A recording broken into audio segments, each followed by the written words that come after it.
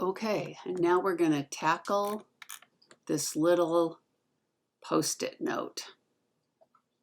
So those instructions are kind of crazy, and it has to be done everything in the exact order. So let's see if I can do it. So it's starting by dragging the guidelines, then adding the paragraph,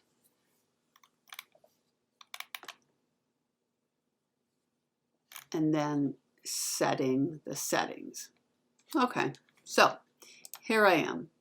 So first are the guidelines. The guidelines, you have to have your rulers open once again. If you're in Photoshop and you want to pull this down so you can see better, it's fine. If you don't need to do that, that's fine too. So you want to set it at 2.5 and 4.5 vertically. Again, I click inside the guidelines. I'm going to go to 2.5 and 4.5. Okay. Then I have to set the horizontal guidelines. Those are to 10 3/4 and 13. So 10 3/4, right? Here's 10.5, and then halfway down between 1/2 and 11 is 3/4. And then the other one to 13. Now I have my little rectangle that I'm going to fit this text into. I click on the sticky note, and here is all the text. I'm going to do Command A, Command C, or select all and then copy it. And now, here's the tricky part. We want to make sure that we're not on a layer.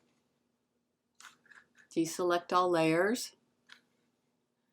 And now I believe it works best if we set our character settings. So we want to go here and do justify all.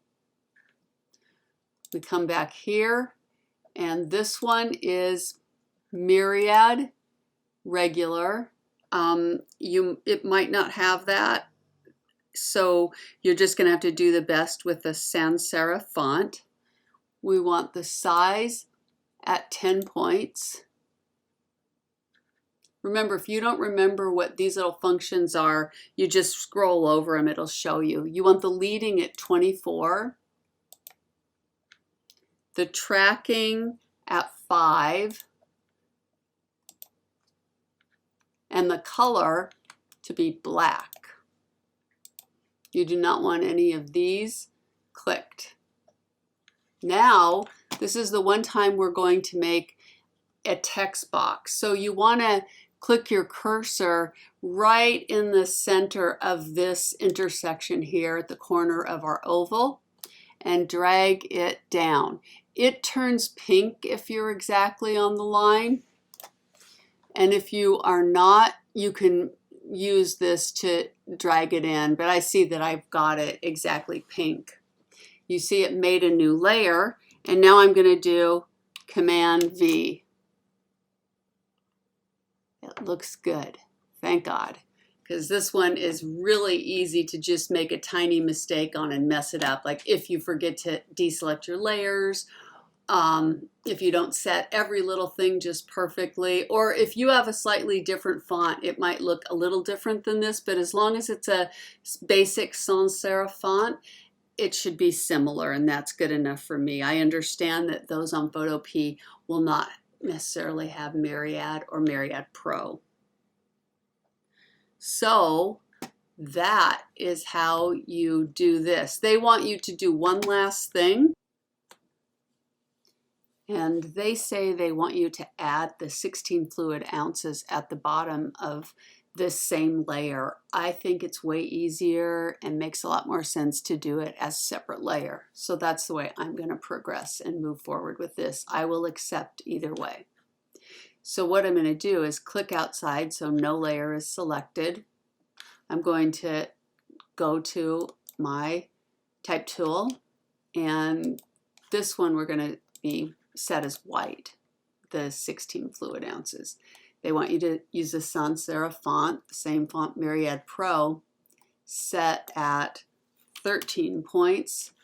And don't worry about the baseline shift if you see that in the book or in the website. That is if you make it on the same layer. So you don't need to use that. Just Myriad Pro, regular, white, 13 points. You want it centered, not justify all. You're going to, with every layer deselected, you're going to click once right on this center layer and type in 16 F space FL all caps OU OU and CES 16 fluid ounces. And then check here on the settings. It's all good, and we're on to the next step.